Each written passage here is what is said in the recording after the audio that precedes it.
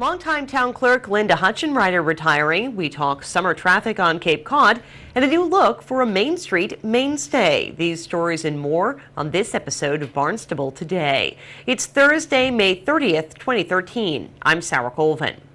Next Friday marks a changing of the guard in the Barnstable Town Clerk's office. Longtime Town Clerk Linda Hutchenrider is retiring after many years of service as our Town Clerk. On Friday, June 7th, Hutchenrider will swear in Assistant Town Clerk Ann Quirk to serve as Interim Town Clerk. A ceremony is planned for June 7th at 11 o'clock in the morning in the Selectmen's Conference Room. It's on the second floor here at Town Hall. The public is invited to attend that ceremony.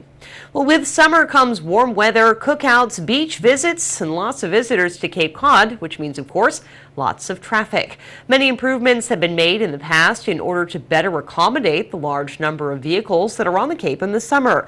More work needs to be done, and this is also a good time to collect data on travel habits. Glenn Cannon is the Technical Services Director for the Cape Cod Commission. He sat down with me in our studio earlier this week to talk about improvements, past, present, and future, as well as what kind of data is collected over the summer months. We share that interview with you now here on Barnstable Today. In studio, I welcome Glenn Cannon, Technical Services Director for the Cape Cod Commission. Glenn, good morning. Good morning, Sarah. How are you today? I'm fine. How are you? I'm doing good. So, of course, traffic, I think, is the obvious topic for us today as we are in the busy traffic season here on the Cape and Islands. And I wanted to start off by talking a little bit about some new signage. I know that's brand new on Route 6 as well as Route 3, kind of giving some very simple time indicators as to how long the traffic backup is. Correct. It's part of the intelligent transportation system that we've been working with MassDOT on for the last number of years, really.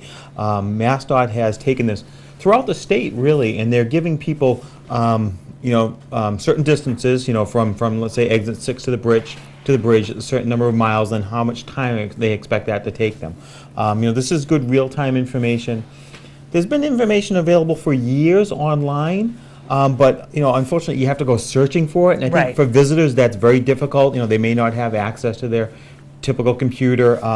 So to have this information out on the roadway where people can see it, I think is very helpful for people. Not that it helps your commute any, or if you're stuck in traffic, you're still stuck in traffic, but it does give you an indication, is this going to be a long wait, or am I just, do I need to just stay here and gut it out and fight through it. Right. I mean, I know personally, I think that one of the biggest frustrations about traffic, aside from not moving, is not knowing where it's going to end, and is this an accident, or is it just a lot of congestion? Am I going to be here for an hour? Correct. So it's good to be, I think, information is always aware. And, you certainly don't want to be looking down at your phone while you're driving and looking at the map. So having the information right out there, I think, very, very helpful. Right. I think it relieves some of that anxiety, if you're trying to pick up your child from school, if you're trying to make a doctor's appointment, whether or not you're going to be 5 minutes late or a half hour late. That's a big difference, particularly, say, if your child's waiting for you at school, whether or not you need to make that phone call to make a different arrangement, or, again, if you just need to be a little bit patient on the roadway, you'll get through it. It's going to take you an extra 5 minutes, but that'll be fine. Absolutely, and they're nice and simple and very easy to read. I went off Cape on Saturday and noticed them, and thankfully there wasn't any traffic, so it was,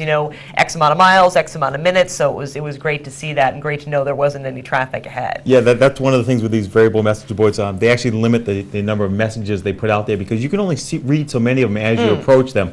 You don't want too much information, or you won't be able to get the entire message, so it has to be very simple, very quick, and to the point. Absolutely. So let's talk a little bit more about traffic. Of course, I think this is a good time for all those involved to kind of gather some data, especially as all of the visitors are here. Not necessarily, one aspect obviously is seeing how many people are coming, but also how people are using the roadways. And I understand I've seen them, traffic counters up in key areas around the Cape. Correct. This year, just like every year, we're trying to gather data to make wise choices with the investment dollars that we receive. Transportation projects are very expensive. Let me start with that. The dollars, even though they are large sums of money, they're just not enough to support all the infrastructure. So we have to be very diligent about where we spend that money and make sure that we're getting the correct data to support the projects that we want.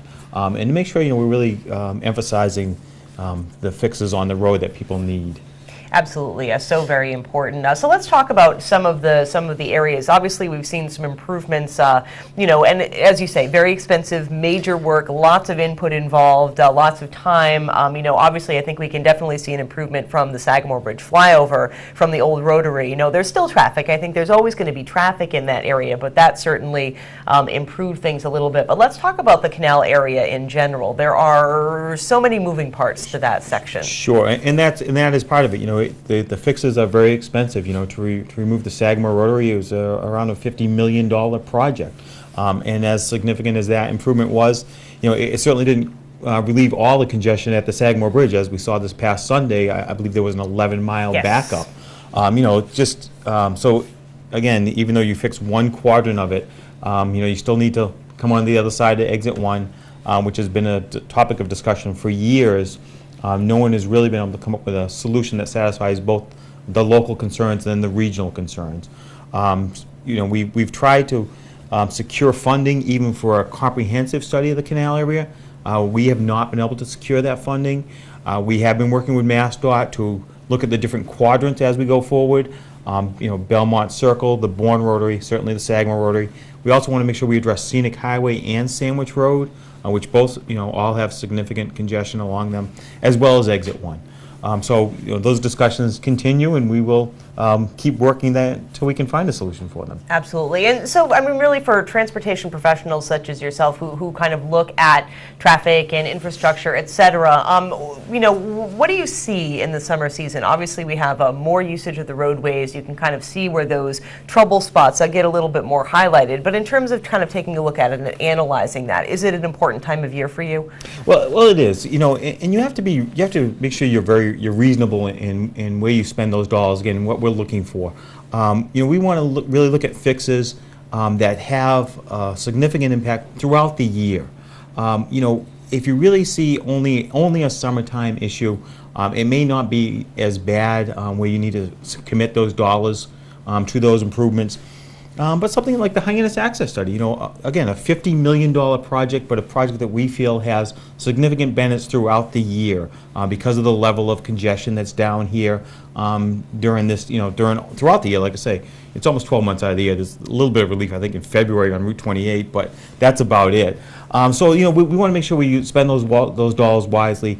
I think with the, certainly getting back to the canal area, there is such an impact there. Again, an 11-mile backup on a Sunday, really unreasonable. You're impacting numerous people for numerous hours of the day, really unacceptable. So, we really need to be looking at solutions at those types of areas. Right, and it's not just visitors who are utilizing the highway on a Sunday afternoon or a Monday afternoon. There are people who need to get off Cape for a variety of reasons, and certainly taking a look at how to improve that flow.